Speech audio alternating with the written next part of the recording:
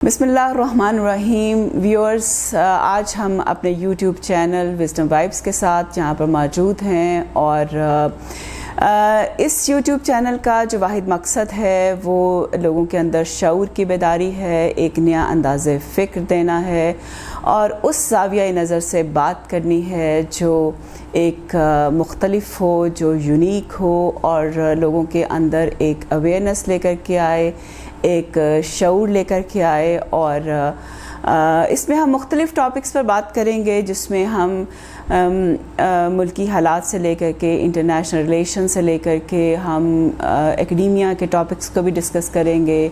हम उन सवालात के जवाबात ढूंढने की कोशिश करेंगे जो हमारे जहनों में जन्म लेते हैं और उन सवालात के जवाबात देने की भी कोशिश करेंगे जो लोगों के जहनों में जन्म लेते हैं। तो इस YouTube चैनल के साथ इसमें हम शऊर, आगाही और बेदारी के मोटिव के साथ आपके सामने मौजूद हैं। इस YouTube चैनल विजडम वाइब्स में मेरे साथ को होस्ट हैं ब्रिगेडियर रिफतुल्लाह रिफ़ी साहब, जो सर्व कर चुके हैं पाकिस्तान आर्मी को एज ब्रिगेडियर और इंटरनेशनल रिलेशंस में PhD हैं। Once Thucydides said, a famous philosopher, that if a society keeps its warriors separate from its thinkers, then it will thinking of the society will be done by the cowards and the fighting will be done by the fools. So I think this is a very good blend of scholarly analysis, scholarly talk, as well as the technical advice as an expert of army official. हमेशा माशरे में वही चीज़ें कामयाब होती हैं जिसमें कि आप एक सेहतमंद सोच और एक सेहतमंद जहन के साथ चीज़ों को डिस्कस करके लेके चलते हैं, एक भरपूर तज्ज़िया देते हैं और उन चीज़ों के ना सिर्फ कि आप उनके सवालात को उजागर करते हैं बल्कि उनके जवाबात को भी ढूंढने की कोशिश करते हैं। तो मेरे साथ मौजूद हैं रिफतुल्लाह रिफ़ी साहब। Thank you so very much Mahnaz. I will just say कि हम कुछ डूज़ एंड डोंट्स भी अपने व्यूअर्स को बता दें कि we will not get involve in any kind of conspiracy. We will not where ever possible we would like to unearth the truth, the reality and bring it, whether it may be very harsh for few ones to absorb. और हम किसी भी conflict में नहीं पड़ने की कोशिश करेंगे। मकसद हमारा पीस को प्रमोट करना है और जैसे आपने कहा आगाही, शऊर और बेदारी बड़ा अच्छा पैगाम है for our, especially for our youth and academia to carry out their research on the topics which are far hidden from the surface. और हमारी कोशिश यही होगी, जो subjects हैं they will be versatile and they will come from sociology, international relations, the current affairs, even some of the pertinent issues which nowadays our parents or youth is facing, and how those we would try to find out the solutions for different problems instead giving birth to more questions. रिफ़ी, मैं समझती हूँ कि हमारे माशरे में जो एक ज़रूरत है सबसे ज़्यादा कि हम लोगों को एक थिंक टैंक प्रोवाइड करें और जैसे कि कुरान पाक में तफक्कुर का बहुत ज़्यादा ज़िक्र आया है, तफक्कुर पर बहुत ज़्यादा आयात हैं और लोगों को सोच की तरफ राग़िब किया गया है। तो हम अपनी नौजवान नस्ल को जो है वो उनका एक इंटेलेक्ट लेवल हाई करें। जिस दौर में हम रह रहे हैं, this is the era of knowledge economy and digital इरा, और इसमें अगर हमारी यूथ एक या हमारी कंट्री एक बेहतर नैरेटिव के साथ, पॉजिटिव नैरेटिव के साथ, हेल्दी नैरेटिव के साथ अगर हम इंटरनेशनल लेवल पर सामने नहीं आते तो मेरा ख़्याल है कि हम अपने किसी भी इशू को ना तो रिज़ॉल्व कर सकते हैं और ना ही हम compete कर सकते हैं इंटरनेशनल नॉलेज इकोनॉमी के अंदर। तो हमारी ये कोशिश है कि हम अपने नौजवान नस्ल को उन टॉपिक्स को डिस्कस करें जिससे वो कोई रहनुमाई हासिल कर सकें और एक बेहतर लाहे अमल जो है वो हम अपनी मुल्की सतह पर प्रेजेंट कर सकें किसी भी टॉपिक के लिए, किसी भी इशू के लिए, किसी भी मसाइल के हल की तरफ। तो ये एक बहुत अच्छा एक हमारी एक काविश है, कोशिश है। کہ ہم اپنے پروگرام کے ذریعے اس چیز کو ہم آگے لے کر کے آئیں. اچھا، اب آج کل جو سب سے زیادہ ایک ایشو ہوا ہے وہ ہے کہ جو پاکستان اینڈ انڈیا وار کا ہے، اور اس سے پہلے ایک پہلگام میں واقعہ ہوا اور اپریل میں، اور 6 اور 7 مئی کی درمیانی شب کو بھارت نے پاکستان پر حملہ کر دیا، اور جس کے جو کہ ایک انتہائی جنگی جارحیت کا ثبوت تھا اور ان ریزنیبل اللاجیکل ایک اٹیک تھا پاکستان کے اوپر، اور جو ایک فالس ایلیگیشن جو پاکستان پر رکھی گئی وہ پہلگام کے واقعے کو بیس بنا کر کے رکھی گئی، جس کا ان کے پاس نہ تو کوئی واضح ثبوت تھا، نہ ہی کوئی ایسا نیریٹو تھا کہ جس کو لے کے وہ دنیا کے سامنے پیش کر سکتے. پاکستان نے اس کے بعد جو ہے وہ ایک انتہائی وائزلی موو کرتے ہوئے اپنے آپ کو ایک سٹیبل میں سمجھتی ہوں کہ اس کو رکھا، اور پھر اس کا انہوں نے جواب دیا. آپ جو بھارت کا یہ جو جنگی جنون ہے، یہ جو انہوں نے ایک سرجیکل اسٹرائک کی پاکستان کے اوپر as an army official and as an academician, آپ اس کو کیسے دیکھتے ہیں؟ Thank you so very much Mehnaz. ہر اسٹیٹ جو بھی we always say international relations that states are rational actors whereas war is a irrational decision. تو جب irrational decision is taken by the rational actors تو ایک ڈائلما کریٹ ہو جاتا ہے. تو اس کے لیے جتنی بھی اسٹیٹس ہیں they carry out a payoff analysis, cost benefit analysis, کہ یہ irrational decision ہے لیکن ریشنل decision میکرز نے لینا ہے، تو how to keep the balance. تو اس صورت کے اندر they conduct a payoff analysis کہ اگر ہم نے یہ ویج کرنی ہے وار تو اس میں ہمیں فائدہ کتنا ہے، نقصان کتنا ہے، how much we will have to pay. تو they must have carried out before coming for this. دوسرا ایک اسٹریٹجی کی ٹرم ہم استعمال کرتے ہیں جس کو ہم کہتے ہیں اسٹریٹجک کلچر. ہر اسٹیٹ کا، ہر جو بھی ہمارے کنٹریز دنیا میں ہیں ان کے اپنا ایک strategic culture over a period of time develop ہو جاتا ہے. اسی طرح جس طرح اسٹیٹس کا اسٹریٹجک کلچر ہوتا ہے، پولیٹیکل پارٹیز کا بھی اپنا ایک اسٹریٹجک کلچر ہوتا ہے، اور اسی طرح آرمڈ فورسز کا بھی ایک strategic culture over a period of time develop کر جاتا ہے. انڈر دی مودی رجیم آپ نے بالکل کریکٹلی اس کو پوائنٹ آؤٹ کیا کہ especially under Modi regime the hype has created for the Hindutva. The RSS has magnified the supremacy of Hinduism, and they are considering Pakistan as a ill, or for that matter the Muslims in all subcontinents, especially in India, as the problem or the sole reason for all issues, and they label it like in the West they have been labeled previously for all terrorist acts. تو اس کو ایک strategic culture اس state کا، country کا develop ہو گیا. میں نہیں کہوں گا کہ ان کی آرمڈ فورسز کا، لیکن وہ ایک نیشنل لیول کے اوپر ایک اسٹریٹجک کلچر ڈیولپ ہوا جس میں انہوں نے ایک فنڈامنٹل پرنسپل رکھ لیا ہے کہ whenever they have to punish Pakistan for any reason they will find a cases بلائے، ایک ایکسکیوز ڈھونڈیں گے.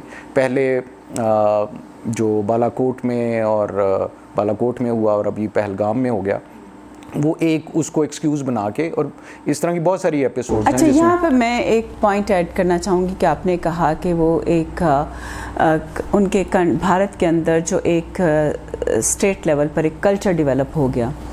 آپ کا نہیں خیال کہ جب سے یہ مودی سرکار نے جس طرح سے، اگر آپ اس کا ایک بیک گراؤنڈ دیکھیں تو مودی سرکار نے جو ہندوؤں کے ووٹ، چونکہ بھارت کے اندر ملٹی کلچرل جو ہے وہ لوگ بستے ہیں، بہت ڈائیورسٹی ہے، بہت ساری اقوام جو کہ مختلف مذاہب سے، مختلف کلچر سے، مختلف رنگ و نسل اور زبان سے تعلق رکھتی ہیں، وہاں بستی ہیں. لیکن مودی نے اپنے نہ صرف کہ ایک انٹرنیشنل لیول پہ یہ اسٹرائک کر کے ایک انٹرنیشنل امیج کو برباد کیا، بلکہ اپنے لوگوں کے درمیان جو تفرقہ پڑوانا ہے، ان کے درمیان جو ایک کنٹروورسیز کریٹ کرنا ہے، اس کو اپنے پولیٹیکل ویل اور بینیفٹ کے لیے استعمال کیا.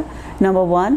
نمبر 2، اگر آپ دیکھیے تو मोदी ने with the passage of time, जो कि उनका मीडिया है, जो कि भारत का मीडिया एक स्ट्रॉन्ग मीडिया कंसिडर किया जाता है, क्योंकि भारत जो है वो एक चौथी या पांचवीं बड़ी मईशत अपने आप को कहता है दुनिया की, तो मीडिया के जो बड़े जो प्लेटफॉर्म्स हैं उस पर मोदी वो सरमायाकार लेकर के आया जिन्होंने मोदी के लिए उस मीडिया को इस्तेमाल किया, और उन्होंने मीडिया पे जो लोगों को एक फ्रीडम ऑफ स्पीच थी उसको स्नब किया, और वो मोदी की ज़बान बोलने लगे। पिछले वार की सिचुएशन में भी हमने इंडिया मीडिया का जो रोल देखा है वो बड़ा नेगेटिव देखा है, एक जंगी जुनून में वो मुब्तला नज़र आया है, जो कि बाकी जो गवर्नमेंट्स रही हैं उनकी, बीजेपी की या बाकी, वो उनका वो कल्चर नहीं रहा। तीसरा अगर आप देखें तो मोदी ने जो एक ओवरऑल क्रिस्मा क्रिएट किया हुआ था इंटरनेशनल लेवल पर कि भारत जो है वो एक बड़ी स्ट्रॉन्ग मईशत है और भारत जो है वो आने वाली सुपर पावर्स में शरीक होने लगा है, तो ना सिर्फ उसने ये स्ट्राइक करके एक मतलब इंटरनेशनल लेवल पर एक बैड नेम अर्न किया है, बल्कि इंडिया को मुआशी तौर पर भी बहुत वीक किया है। आई टोटली एग्री, बिल्कुल ऐसे ही है। और इसमें आप ये देखें कि हर कंट्री के स्ट्रेटेजिक टर्म में अगर हम देखते हैं तो सेंटर ऑफ ग्रेविटी होता है। It can be 1, it can be 2, it can be 3। वो सेंटर ऑफ ग्रेविटी होता है जिसके ऊपर वो कंट्री रेस्ट कर रहा होता है। लाइक अगर हम पाकिस्तान का देखें तो since its inception in 47 we have all been considering there are 2 center of gravities of Pakistan. One is Islam or its faith, and the second was the armed forces. तो ये सेंटर ऑफ ग्रेविटी वो होते हैं जो कि इन times of crisis they are the ones who can bring the nation together once again. इसी तरह अगर हम इंडिया का देखें, जिस तरह आपने कहा, मोदी से पहले इंडिया का हमेशा से जो सेंटर ऑफ ग्रेविटी रहा है वो उनका सेकुलरिज्म रहा है, जिसने एक इतनी ज़्यादा सोसाइटीज़, इतनी ज़्यादा कल्चरल डिफरेंसेस के बावजूद, इतने ज़्यादा रिलीजियस आप कह लें डिफरेंसेस के बावजूद वो society it was thriving and they achieved a lot. लेकिन मोदी ने उसी सेंटर ऑफ ग्रेविटी को खुद नलीफाई कर दिया, ब्रेक कर दिया, जहाँ पे उसने वही सेकुलरिज्म को ख़त्म करके सिर्फ एक स्लोगन दिया कि this land belongs to Hindus alone. तो वो जो आपकी बाकी जितनी भी माइनॉरिटीज़ हैं, चाहे वो मुस्लिम्स हैं, सिख हैं, पारसी हैं, जितने भी, they all had been actually contributing towards the progress and success of India. But anti secularism drive जब मोदी ने चलाई तो वो जो उनका सेंटर ऑफ ग्रेविटी था वो खुद चैलेंज हो गया। और जब भी सेंटर ऑफ ग्रेविटी को हिट करना होता है, there are 2 methods to do that. किसी भी मुल्क को अगर आपने तबाह करना है तो एक होती है, हम उसको कहते हैं डायरेक्ट स्ट्रेटजी, और एक होती है इनडायरेक्ट स्ट्रेटजी। डायरेक्ट स्ट्रेटजी ये होती है कि फोर्स वर्सेस फोर्स और स्टील वर्सेस स्टील, के आर्म फोर्सेस आपस में लड़ जाएं या एक इकोनॉमिक कॉन्फ्लिक्ट क्रिएट हो जहाँ एक दूसरे की इकोनॉमी को। This is a direct strategy which is always bloody and which is always very expensive business. तो जो स्ट्रेटजिस्ट होते हैं, और जिस तरह हमारे प्रोग्राम का नाम है विजडम वाइब्स, ये they think out of the direct strategy and they go for indirect strategy. अच्छा, अब coming back to the जो 6 और 7 मई की दरमियानी शब को भारत ने पाकिस्तान पर अटैक किया, आप कैसे देखते हैं कि पाकिस्तान ने उसको जिस तरह से एक रिस्पॉन्ड बैक किया? और मैं इसको रिलेट करूंगी बालाकोट के वाक़े से भी। जब ये हुआ था तो पाकिस्तान ने तब भी बड़ी सेंसिबिलिटी के साथ उनके जंगी जहाज़ मार गिराए थे, और उस वक्त भी भारत को अपने जंगी जुनून में शिकस्त का सामना करना पड़ा था। तो अभी पाकिस्तान ने उसको जिस तरह से रिस्पॉन्ड बैक किया है, बड़े वक़ार के साथ, बड़ी सेंसिबिलिटी के साथ, बड़ी मैच्योरिटी के साथ, लेट मी से दैट। और जिस तरह से हमारे DG ISPR मीडिया पर आकर के, जो मैं TV पर देख रही थी, बारहा ये कहते रहे कि हम इसका जवाब देंगे, हम इसका जवाब देंगे, लेकिन अपने वक्त पर देंगे। और जिस तरह से पाकिस्तानी गवर्नमेंट ने भी बड़े तहम्मुल का मुजाहरा किया। और इसके साथ अगर आप ये देखें कि कौम जिस तरह से पाक आर्मी के साथ खड़ी रही, गवर्नमेंट के साथ खड़ी रही, और पाकिस्तान का इमेज जो है वो माशाल्लाह से ایک بہت میں سمجھتی ہوں کہ ہائٹ پر گیا ہے, ایک بڑی بلندی پر گیا ہے, امیج ریز ہوا ہے پاکستان کا, اس کو آپ کیسے دیکھتے ہیں؟ دیکھیں وہ ایک ارریشنل ایکٹ, اور جس میں اس ارریشنل ایکٹ میں they came for direct strategy instead. اس سے previously they have been using indirect strategy against Pakistan, جس میں وہ ٹیررزم پاکستان کے اندر اگر دے ہیو بن انوالوڈ, اس کی ایویڈنسز ہیں, تو وہ پاکستان کو ہٹ کر رہے تھے indirectly. Instead steel versus steel, arm forces versus arm forces, they have been using the indirect strategy. تو ایک ارریشنل ڈیسیژن ہوا جس میں اسٹریٹجک کلچر نے مین رول پلے کیا. دوسری چیز جو ایک اس میں دیکھنے والی ہے وہ اسٹریٹجی کی ٹرم میں ہم اسے کہتے ہیں اسٹریٹجک پیشنس. جہاں انیشلی یہ واقعہ ہوا اپریل میں اور انڈیا رسپونڈڈ ان مئی, تو دے ٹک almost 22 days to respond.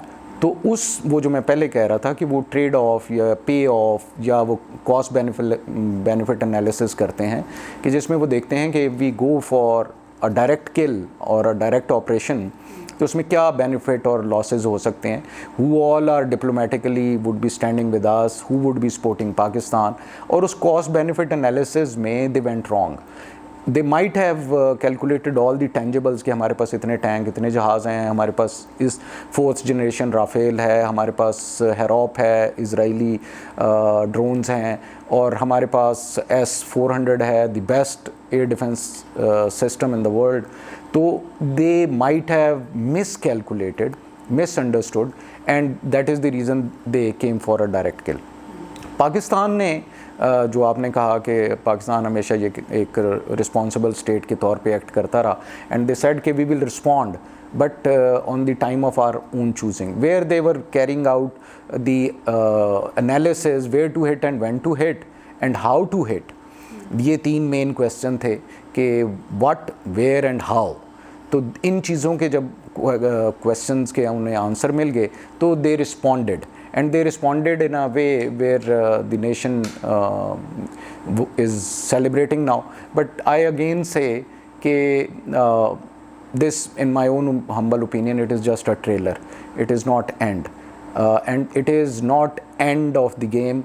It is a Battle of Thrones, where instead just counting on Pakistan and India, the big stakeholders, the extra regional players, the big powers in the world like United States, China, Russia, they all are involved, they all have stakes. اچھا, یہاں پر میں ایک بات کروں گی, just taking the privilege of this point which you have describe right now, کہ یہ ابھی بات ختم نہیں ہوئی, اور اس کو انڈیا بار بار یہ میسج دے رہا ہے کہ جس شکست کا اس کو سامنا کرنا پڑا ہے تو وہ اس کا جواب دے گا. اچھا, انڈیا کی عرب کی جو آبادی ہے اور پاکستان کی جو 25 کروڑ کی آبادی ہے, کیا یہ جنگ چاہتے ہیں یا ان پر جنگ مسلط کر دی جائے؟ انڈیا کے جو بھارت کا جنگی جنون جس طرف ہمیں لیڈ کر رہا ہے, اس میں ہم جو بیک ڈور ڈپلومیٹک چینلز ہیں جو کہ میں سمجھتی ہوں کہ پاکستان نے بہت اچھے سے یوز کیے ہیں before initiating and indulging into the war, کہ ہمارے جو فارن آفیسز ہیں, ہماری جو آرمی ہے, گورنمنٹ ہے, they kept knocking at the doors of the international powers and the other countries, کہ یہ ہونے جا رہا ہے, انڈیا نے یہ کیا ہے اور یہ ہونے جا رہا ہے. اور اس پہ یونائٹڈ اسٹیٹس کا بھی اسٹیٹمنٹس آئیں کہ ہم بڑا کلوزلی واچ کر رہے ہیں Pakistan. And it is your internal affair. تو دیکھیں, اگر شروع سے آپ دیکھیں کہ وہاں سے شروع کریں کہ پہلگام واقعے سے لے کر کے بلوچستان میں بہت سارے واقعات ہوئے, جعفر ایکسپریس سے لے کر کے اتنے میں سمجھتی ہوں کہ ہاریبل مرڈرز اینڈ کلنگس ہوئیں, لیکن پاکستان نے تو اٹھ کر کے انڈیا پر اٹیک نہیں کر دیا. تو انڈیا نے ایک واقعے کو جس کے اوپر ہمیں افسوس ہے کہ انسانی جانوں کا جو ضیاع ہے وہ مقبوضہ کشمیر میں ہو, انڈیا میں ہو, پاکستان میں ہو یا کسی دنیا کے اور کنٹری میں ہو, ہم اس کو کبھی بھی فیور نہیں کرتے. جس بینگ مسلم ہمارے تو قرآن کے اندر ہے کہ ایک انسانیت کا قتل ساری انسانیت کا قتل ہے, تو ہم اس کو کبھی بھی انڈورس نہیں کرتے. लेकिन उसके पीछे क्या मुहर्रकात थे, क्या उनकी अपनी इंटेलिजेंस फेलियर थी, उनके अपने मुल्क के अंदर जो कंट्रोवर्सीज चल रही हैं, कॉन्फ्लिक्ट्स चल रहे हैं, और जो भारत मुसलमानों के ऊपर मकबूजा कश्मीर मजालिम ढा रहा है वो उसका कोई रिएक्शन था, या उनकी अपनी अंदर की अक़वाम का ये रिएक्शन था, तो उसको पाकिस्तान के नाम पे धर देना और फिर उसके बाद जंग मुसल्लत कर देना। देखें, भारत जो अपने आप को बहुत बड़ी जमहूरियत कहता है, उसने क्यों नहीं बैकडोर डिप्लोमेटिक चैनल्स को यूज़ किया? क्या ये भारत की जो गवर्नमेंट है उसका फेलियर नहीं है, उसकी नाकामी का सबूत नहीं है?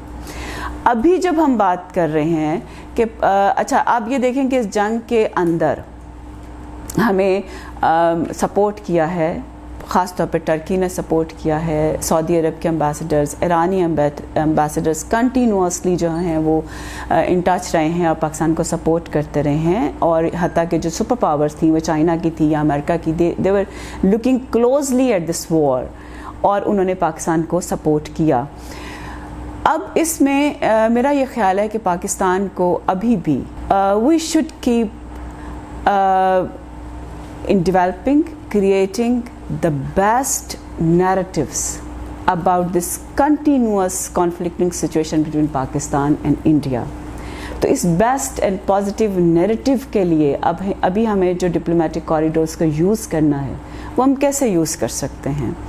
Being a PhD in international relations, you are the best person. पहली चीज़ तो मैं कहूँगा कि इंटरनेशनल रिलेशन में भी से कि the states do not resided in tight compartments. हमारे इर्द गिर्द नेबर्स होते हैं, they are good, they are bad, eight times we have good relation with few neighbours, तो वो हम एक टाइट कंपार्टमेंट में नहीं है। We have to live with in the international community of other states.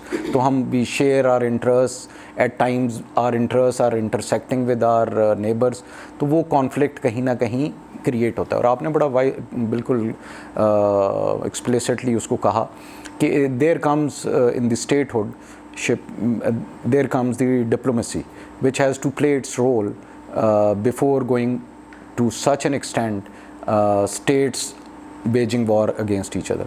तो conflict of interest हर जगह पे, हर region के अंदर states के दरमियान होता है, लेकिन उसको diplomatically solve करने के always there are models, there are methods and there are practices and it can be done. लेकिन होता ये है कि in the international committee at times your hands are totally tied.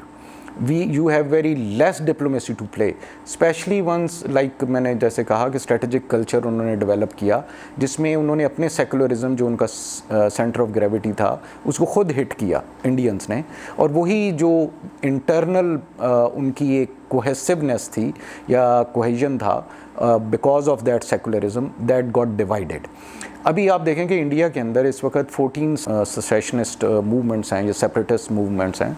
Khalistan है, नागालैंड है, मिज़ोरम है, त्रिपुरा है, इसी तरह महाराष्ट्र है, गुजरात है, कश्मीर को तो आप एक बेशक साइड पे कर दें, there are other than Kashmir there are 13 movements. वो एक कैटलिस्ट इफेक्ट होता है कि अगर वो कश्मीर को इजी लेते हैं और कश्मीर के अंदर वो मूवमेंट राइप कर जाती है या राइज कर जाती है कंट्रोलेबल लिमिट्स से बियॉन्ड, तो फिर वो जो बाकी सेसेशनिस्ट मूवमेंट्स हैं they will also get grip and they will also get success, तो वो इशू आ जाता है। एंड फाइनली लास्ट थिंग कि जब डिप्लोमेसी फेल होती है तो फिर स्टेट्स के पास और कोई हल नहीं बचता in other than going to war. In that case जब मैंने कहा कि हाथ टाइड अप होते हैं, अभी इंडिया ने जब ये सारी कैलकुलेशंस की होंगी तो उसने अपने तमाम पार्टनर्स को कैलकुलेट करके जो टेंजिबल फैक्टर्स हैं कि मेरे साथ यूएस खड़ा होगा, मेरे साथ यूरोप खड़ा होगा, मेरे साथ इज़राइल खड़ा होगा, इन सारों को कैलकुलेट करके उसने क्वालिटेटिव एनालिसिस किया होगा, क्वांटिटेटिव एनालिसिस किया होगा, तब उसने ये हरकत की होगी। तो उस सूरत के अंदर इवन अभी अगर जो इक्विपमेंट है वो फ्रांस का भी राफेल तबाह हुआ, हेरोप इज़राइल का तबाह हुआ या S-400 रशिया का तबाह हुआ, तो ये ٹیکنالوجیکل شاکس ہیں ان تمام ملکوں کے لیے جہاں پہ چائنیز ٹیکنالوجی نے اپنی سپریمیسی گلوبلی ایک اسٹیبلش کر دی ہے. تو اس صورت کے اندر ایون ابھی اگر انڈیا چاہے بھی, اور ابو آل جو ہندتوا کا ایک لائف سپین ہے وہ بڑا ختم ہو جائے گا, وہ اپنی طبعی موت خود ہی مر جائیں اگر مودی فالز بیک اور گیٹس بیک یا اپنے وہ سٹان سے پیچھے ہٹتا ہے.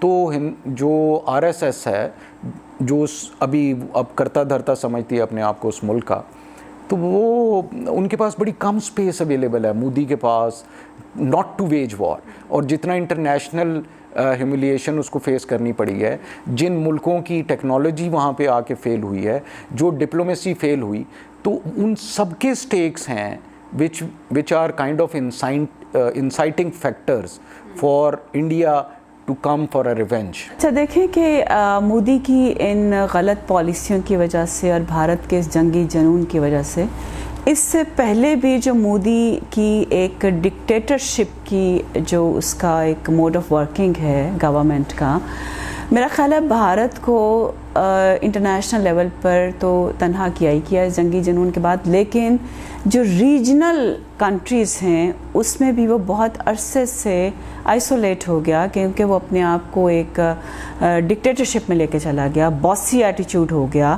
تو دیکھیں آپ بنگلہ دیش ہے, مالدیپ ہے, سری لنکا ہے, میانمار ہے, ان سب کنٹریز نے, بھوٹان ہے, نیپال ہے, ان سب کنٹریز نے پاکستان کا ساتھ دیا ہے اور انڈیا کو فیور نہیں کیا ہے. اگر کچھ لوگ اوپنلی, کچھ کنٹریز اوپنلی نہیں بولے, لیکن کچھ کنٹریز نے اوپنلی, جیسے بنگلہ دیش ہے, اس نے بھی پاکستان کو سپورٹ کیا ہے. تو اس نے اپنی ریجنل آئسولیشن بھی کر لی ہے.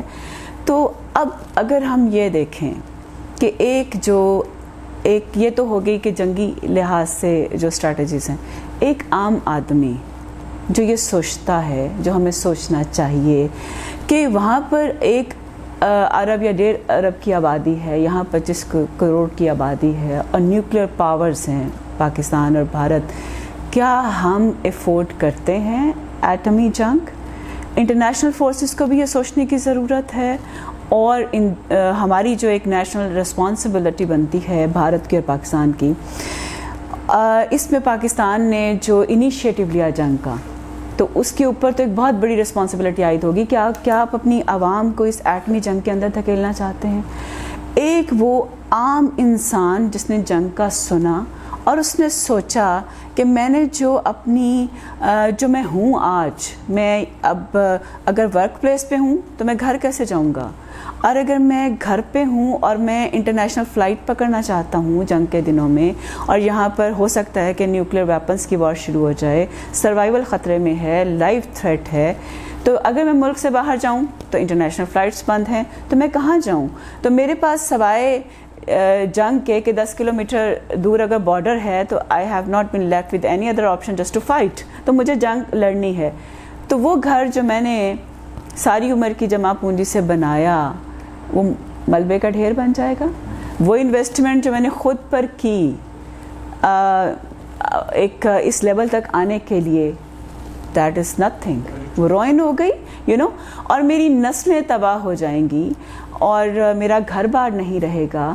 وہ اس ذہن کے ساتھ, اس خوف کے ساتھ جب جنگ اس پر مسلط کی جاتی ہے, وہ عام شہری چاہے بھارت کا ہو یا پاکستان کا ہو, جب وہ اس سوچ کے ساتھ جنگ میں آتا ہے تو ہم سمجھ سکتے ہیں کہ ایک انسانی معاشرہ, ہندو اور مسلم معاشرے سے ہٹ کر کے ایک انسانی معاشرہ وہ کیسے سروائیو کرے گا, کیسے ڈیولپمنٹ کرے گا.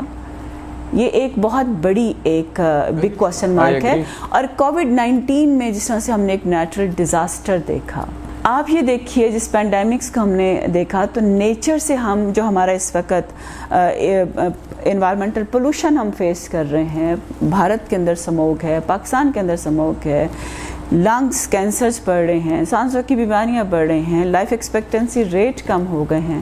کیا ہم افورڈ کرتے ہیں کہ ہم بارود کی جنگ پھیلا دیں, دھواں اٹھے, تذابیت پھیلے, کیمیکل ایلیمنٹس فضا میں پھیلیں اور ہماری نسل در نسل جو ہے وہ معذوری اور بیماریاں آ جائیں؟ तो जंग कोई रोमांस नहीं है, जंग कोई इंजॉय करने वाला कोई फ़नी सिचुएशन नहीं है, जंग एक हॉरिबल चीज़ है। आप सोचिए कि वो कर्नल साहब जिनके बेटे की शहादत हुई, वो सिविलियंस जिनकी शहादत हुई, उनके घरों में सफ़े मातम बिछी, और हम सिविल जो पाकिस्तान में इलाके हैं, सिविल एरियाज़ पर भारत अटैक्स कर रहा है। तो इस जंगी जनून से हमें बाहर आने की ज़रूरत है। तो हम आम आदमी कभी भी जंग नहीं चाहता, तो हमें क्या करना चाहिए कि हम पीस और हारमनी जो है वो पैदा करें। अगर यूरोप नेबरहुड के साथ हेल्दी कंडीशंस में रह सकते हैं, यूरोप करेंसी कॉमन हो सकती है, यूरोप ट्रेड हो सकती है यूरोपियन कंट्रीज़ की, why not in our own reason of south Asia. Actually जो ब्रीफली अगर इसका जवाब दूँ तो जो waste has been grooming India to become a counter wait to China, और उस ग्रूम करने के लिए उसको net centric service provider, net service provider, net security provider, और उसका जो स्टेटस वो ग्रूम करते रहे हैं over a period of time, that is at the moment that is at stake, that has been challenged by another power, Pakistan. तो अभी जिसको वो इतने अरसे से ग्रूम कर रहे हैं, तो उनकी स्टेक्स हैं, they won't let India to back of now. उस ग्रूमिंग के अंदर वो जो स्ट्रेटेजिक कल्चर था, एक तो हमेशा से वेस्ट उसको सपोर्ट उस तरीके से कर रहा था, फिर मोदी केम इन टू पावर, उसने एक मिल के एक ऐसा कल्चर डेवलप कर दिया जिन्होंने ख़ुद अपने आप को एक आइसोलेशनिज़म में ले गए, रीजनल आइसोलेशनिज़म में ले गए। कभी भी नहीं हुआ था कि नेपाल, भूटान, बांग्लादेश जैसे कंट्रीज़ पाकिस्तान की फेवर में बोलें और इंडिया के ख़िलाफ़ बोलें, दे डेयर नॉट। लेकिन वो हुआ ऐसा, इंडिया हमेशा से इस एक्सक्यूज़ को ढूंढ के, they always bin suggesting in strategic term और इन द कॉन्फ्लिक्ट टर्म कि they need a space for war, conventional war under the nuclear overhang, because both the states they became nuclear. तो इस सूरत के अंदर जो nuclear states they don't go to war, otherwise they have the global implications और repercussions. तो जब nuclear states हैं, तो जब वो वॉर में नहीं जा सकती, तो how they would resolve there issues? तो either it can be through diplomatic negotiations, through diplomacy, और the second option is to go to war. तो India has always been crafting space for war, कि there is a space for war, और before touching the nuclear threshold where Pakistan में गो nuclear, there is a space and we should utilise that space. उसके लिए वो different triggers इस्तेमाल करता रहा, और प्रॉब्लम ये है कि वो डिफरेंट ट्रिगर्स शायद जोन्स में भी डिफरेंट नहीं थे, और वो कम्प्लेक्शन और कॉन्टेक्स्ट में भी डिफरेंट नहीं थे। जो ट्रिगर थे वो हमेशा यही हुआ कि एक टेररिस्ट अटैक, चाहे वो बालाकोट में हो जाए, चाहे वो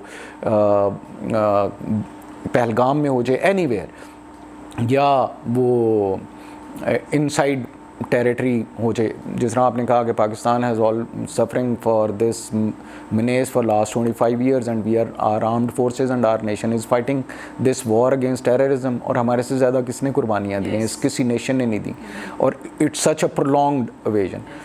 अभी मैंने जैसे कहा कि इस पूरे सिनेरियो के अंदर अगर इन दोनों को टेबल पे आना है, तो first they both should have the will to do that, intention to do that, डाइवोर्सिंग there domestic pressure, their political sloganeering, their not just to have fake, false satisfaction for their own audience.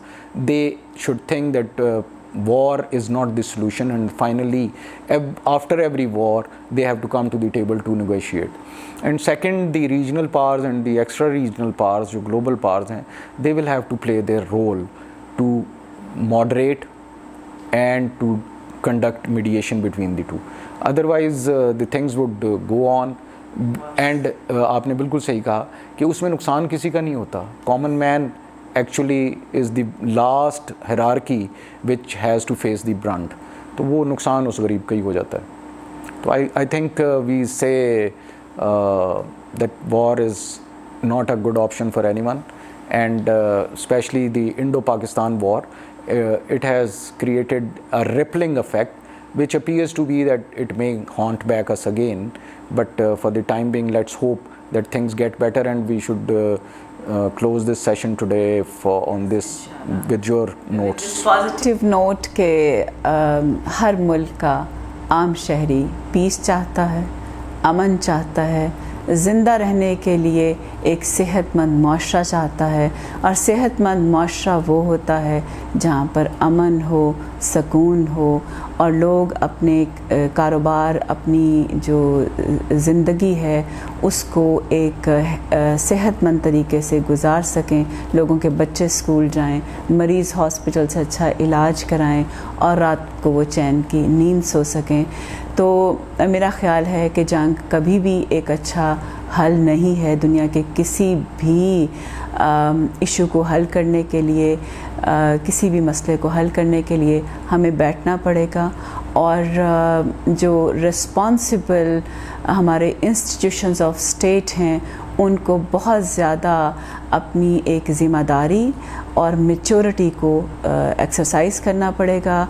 और किसी भी मुल्क पर अगर आप जंग मुसल्लत कर देते हैं, बावजूद इसके कि वो आपको ये कह रहा है कि वो आपकी इन्वेस्टिगेशंस में शरीक होने को तैयार है और वो अपनी सर्विसेज आपको देने को तैयार है, तो मेरा ख्याल है कि table talk, discussion, resolution is the best option for the country, for the world as well.